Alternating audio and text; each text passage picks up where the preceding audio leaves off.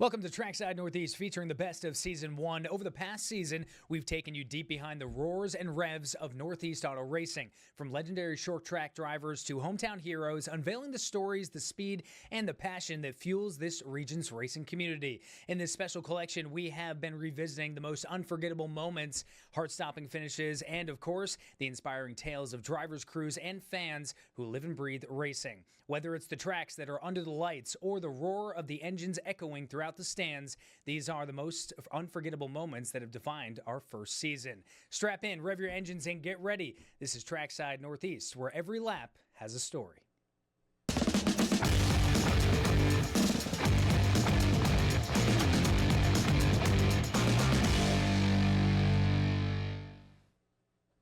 Back again here at Trackside Northeast. I'm your host, Joe Cortese. All right, well, let's get right over to the Ken Bouchard interview. I got a chance.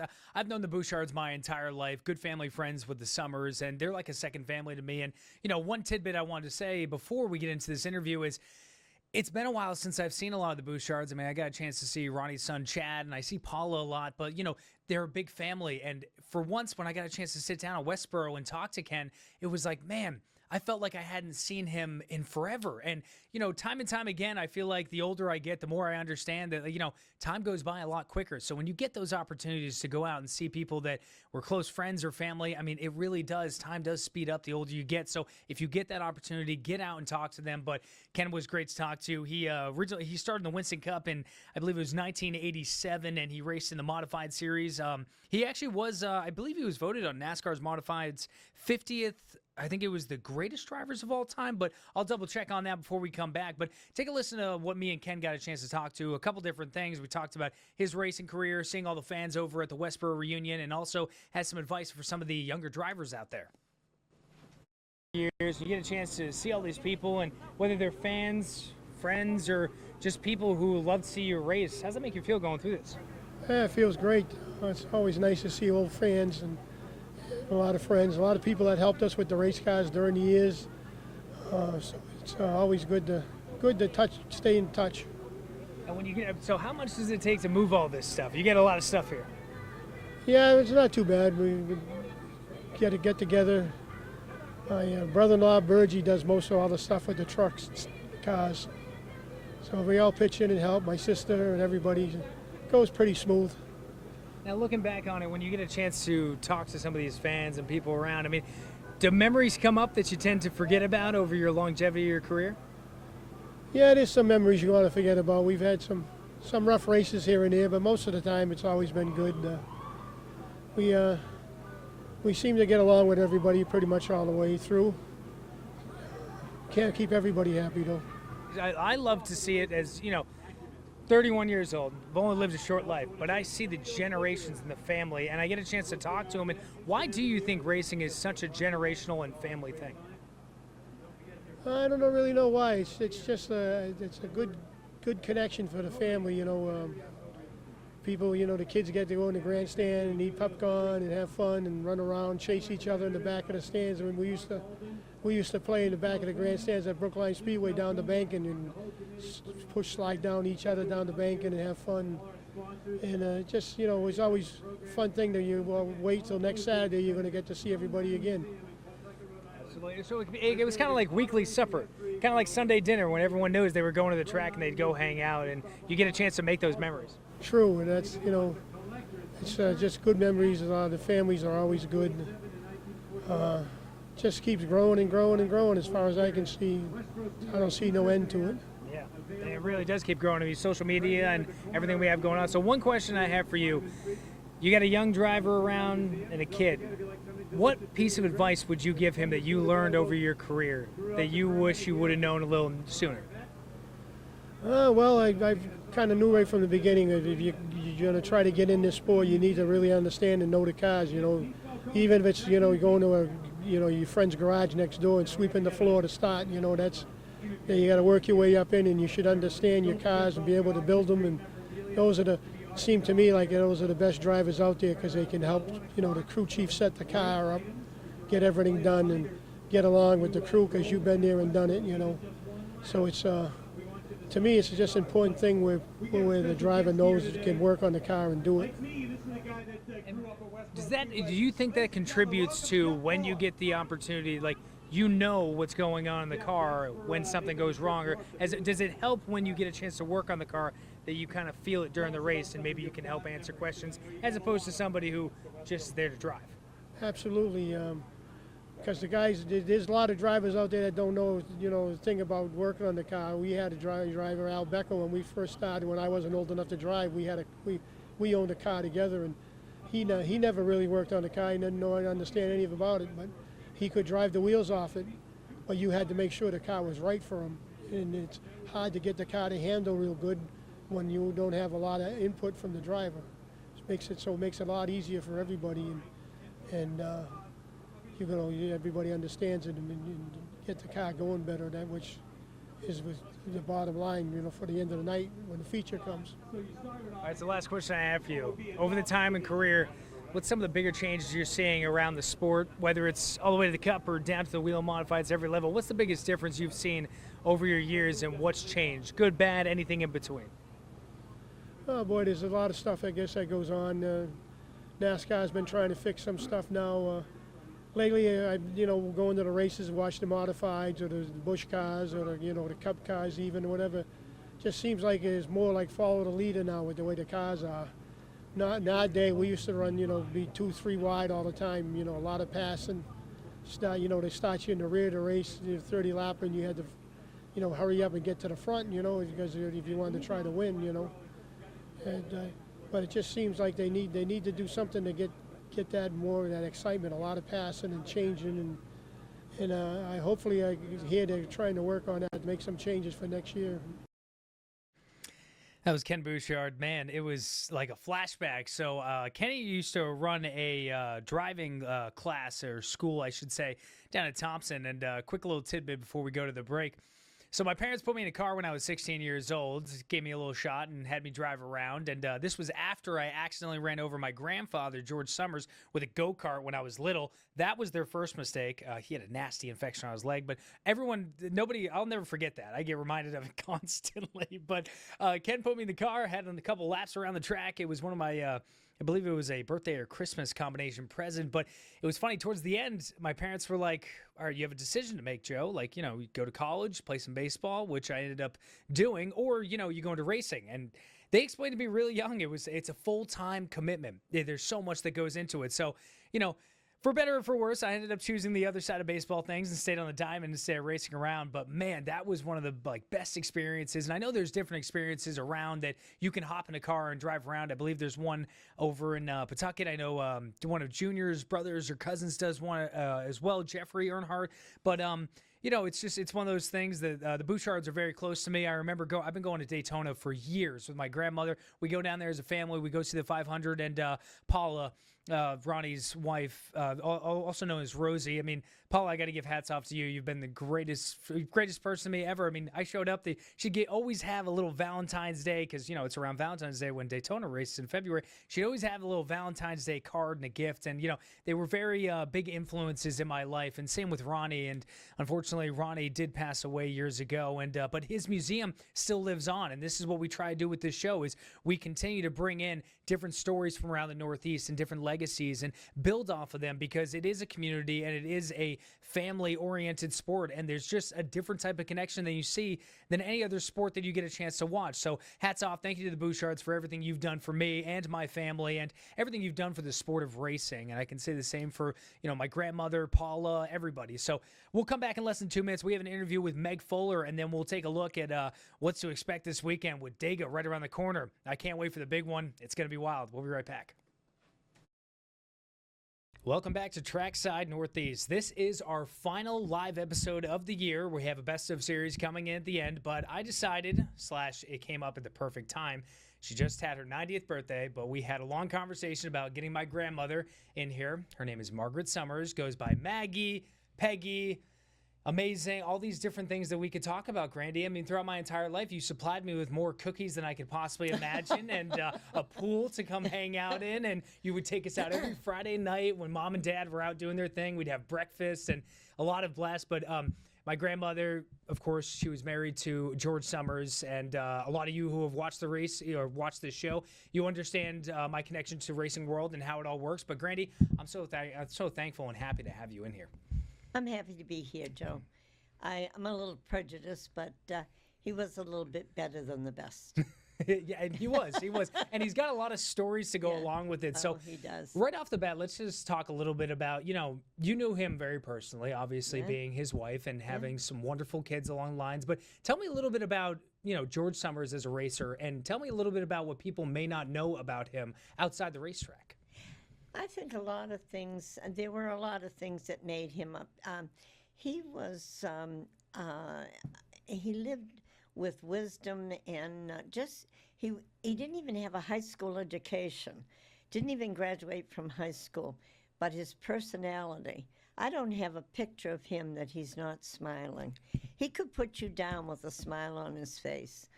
And I think one of the most remarkable stories is how he got the name of Gentleman George Summers. That was in a race, and he got the guy in front of him a little squirrely, and he tapped him and put him out, and he went around the track halfway and stopped and motioned the guy back in the lead. And the fans just went wild. That he became a gentleman after that was they nicknamed him Gentleman George Summers. Gentleman George Summers. Yeah. I mean, racing back in the day. So tell me a little bit about, I know this story, but for our viewers out there, tell me a little bit about when was the first time you met? Now, I call them pup-ups. So if you hear me refer to George Summers pup-ups, it's Grandy and pup-ups. That's what I've gone my entire life with. But tell me a little bit about pup-ups, when you first met, and what drew you in early and being, attracted to him, in love with him. How did this all come about? It happened on the school bus on the way to school. He was going to Boys Trade, and I was going to St. Stephen's. They had sent me up there to have the nuns straighten me out because I was incorrigible. And he used to save me a seat on the back of the bus. And I'd go up and sit with him. And my mother used to say, now, don't you go up the back of the bus with those boys from Boys Trade. You sit down in the front of the bus with the boys from Holy Cross and St. John's. And, of course, I disobeyed, and I'd go up and sit on the back of the bus. And one night, there was a carnival, and he gave me a ride home. Didn't have a license. Of course. When I walked in the house, my future brother-in-law said to me, how did you get home? It was that Tucker, wasn't it? And I said, yes. And he said, you, if that car gets stopped, you're in trouble. He doesn't have a license. Well, that's all my father needed to hear was he didn't have a license. That Tucker that didn't have a license. And the next morning, I said to my mother, I don't even have his phone number, and I'm supposed to go to the movies with him tonight. And my mother said, Margaret, let me handle it. And when he came to the house, he walked in, and she said to my father, Jim, I'd like you to meet George Summers, Bill Summers, the umpire, his son. Oh, shook his hands, and he was a great guy.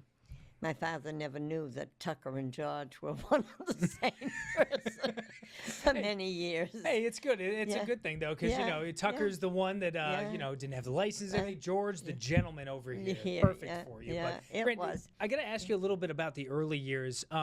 What is it like being married? We just talked a little bit before, but being married to a race car driver. Well, the first story starts with the week before we were to be married. My husband, George, was in a racing accident at the Westboro Speedway in the number 29, and he was in the hospital. And his sisters went up with a little Singer sewing machine and made him a white jacket, and he was married, went down the aisle in the Statue of Liberty cast. And I do have that photo. We'll show you that in a little bit. He went down the aisle in the Statue of Liberty cast, and I'll never forget the organist, the singer at the church kept turning to the organist and saying, I don't know why that photographer doesn't leave that boy alone. He keeps putting his hand up, covering his face. Oh, no. Yeah, she didn't know that it was permanently that way. Yeah, so, no, I knew what I was getting into. When I said my I do's, I knew that I was marrying a race car driver, and I was going to become a race car driver's wife. And I've never regretted bringing my kids up as racetrack brats. They were terrible, but they were with all the other little brats at the racetracks. But it was a great life. It really was. A lot of traveling.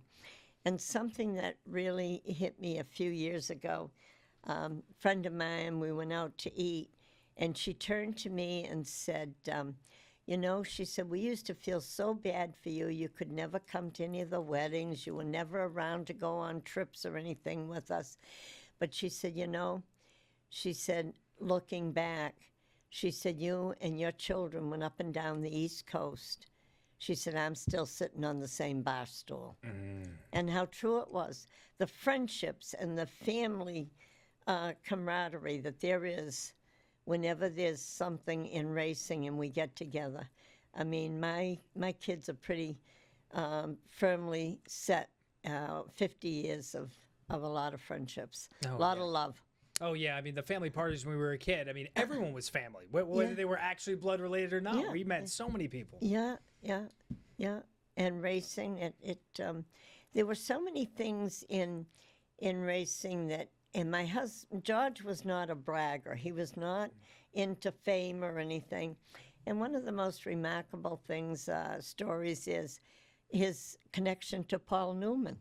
He was walking through the pits in Daytona, and the Hendricks brother had just asked Paul Newman if he would come up and run their car during the big show at Seekonk, Stafford, and in the New England thing. And they stopped, and they said to George, would you come down and help Paul Newman? He's never been on any of these tracks, would you? And George said, sure. And he went down for a week, and he went to the different tracks and showed Paul Newman. And I'll never forget it. The first day he met him, he come home and he said to me, hey, I met a guy, I think he's a movie star. Totally. And the next morning, we're at breakfast, and the gentleman's walking towards us, and he's got a newspaper up to his face. And he leans over and he said, morning, George. And George said, morning. And I said, George, how do you know him? He said, oh, that's the guy I met yesterday. Well, that was the thing. Pop-Ups made friends with everybody. I said, George, that's Paul Newman. He said, I don't know who he is, but I'm going to show him how to go race down at the tracks. All right, we're back again. Let's get right over to Meg Fuller, the Stafford Motor Speedway champion this year. She is the third female driver to win the division's history, and 10-time winner at Stafford. She is actually the daughter of 1993 NASCAR Wheel and Modified Tour champion Rick Fuller, and Megan was awesome. We saw her at the reunion in Westboro a couple weeks ago and got a chance to talk about her racing, and I really would love to get her into the show. I've reached out to her a little bit, trying to get some scheduling, but I would love to go a little more in-depth, but we had a conversation right over Westboro a couple weeks ago, so take a listen to what she had to say. A little bit? So we came into the weekend at Stafford, 14 points in the lead for the championship. We knew if the kid Nick Hovey in second finished the race in first, we had to finish seventh to win the championship. So we went out there with that in our mind. I knew we had a good car. I knew we had a car to win, but I just wanted to finish where I needed to. And we won the championship by 4 points. So how was the reaction at the end? Did you know it right away, or did you kind of just see your team all get excited? Like, how'd you feel going into it? I knew where I was on the track, and I knew even if I let one of the cars pass me coming to the line on the outside, I knew I would still finish in sixth, so that was still 2 more points than I would have needed to win the championship. So I knew right away, but it still hasn't sunk in, and it's Sunday, so. It's one of those things that I think it takes some time, right? Like, you go throughout the entire season and you get all the excitement at the top, but then it's like, did that really happen, or was it a dream? Yeah, definitely. I mean, I was excited. Obviously, I did all the interviews, all the pictures, and I'm still excited. It just hasn't set in yet. It just doesn't feel real. Hey, that's a good thing, though, because then by the time you hit next year, then it'll set in. You'll keep going for more and more. So let's backtrack a little bit and have a conversation about how you started racing. Where did the love come from? Where is the desire? What keeps you going? So my dad and my uncles grew up racing. My dad got my brother into racing quarter midgets down at Little T, and he was selling one of my brother's cars. And so I would take the for sale sign off the car and I'd run and I'd hide it, and I'd keep telling him that it was my car, and he'd keep telling me no, no, no. But he told me since I was so persistent, he knew it was something that I would stick with in comparison to any other sport I ever did as a kid. So he finally let me do it, and we moved up to limited sportsmen's, and then once we moved further into modified racing, he told me if I wanted to do it, I had to find the money, and I've done it since. I found the money since I started in limited sportsmen. So. Awesome. That's awesome. So took a little bit of convincing. You had to, go out in your own way. But once you finally got in the car, did you have a goal set up in your mind of exactly what you want to do, or at that point were you just excited to get in the car and get rolling? I was just excited to be in the car and be rolling, and it was something that, like, I didn't get nervous doing. Like, I just felt at peace in the car no matter what. And this past Friday was the first time I've ever felt nauseous going into a race. But we had an unfortunate event in street stocks in 2020. We lost the championship coming to the checkers. We got spun out, so it was a couple hundred feet from the line. So I knew it wasn't over until I crossed the start-finish line, and so I was pretty nervous going into it. Absolutely. Nerves are good, though, during that time. But, I mean, also traumatic when you deal with something right before you were like, oh, we were 100 feet away and we almost had it. But, hey, when you come into this and you get a chance to come out here and see the people or talk to the fans throughout the season, how does it feel when you go throughout that? Like, how does it feel being a woman driver in more of a male-dominated sport? But how does that make you feel being able to come in, also win a championship, and have the support of the local fans and everyone around you? I love it. I love all the fans. I love doing autograph signings. I love hearing the stories. I had some nice man come up to me, and he thanked me because I got his daughter into racing, so now he can come to the track every week. And it's little stories like that, or like grown women that aspire to be like me, and I'm younger than them, so they always tell me they want to be like me when they grow up. And I put pride in how I present myself in front of the camera and on the track. I drive everyone with respect, and I want to earn everyone's respect, so I think I deserve to be in the position I'm in. Absolutely, absolutely. All right, so we're going to go back a little bit farther. When you were first starting out, there's a lot of questions and a lot of things that you want to learn. So what advice would you give to somebody in your position, any age, doesn't matter gender, but what advice would you give to them, what you've learned throughout your career now that you wish you kind of knew back then? Honestly, just never give up. Just always put your mind to it. Don't give up. Don't get frustrated when something doesn't go right. Just take a deep breath and keep going. I don't know. Whenever I get stressed out in the car, I just tighten up my belts. I take a deep breath, and it's my little reset while I'm in the race car going. So my dad always told me when I was younger, drive it like you stole it. So I definitely did that. That's the best way. Hey, I think drive it like you stole it. That's the best way to do it. It's all you got to do. Well, Megan, it was great talking to you. It was a blast.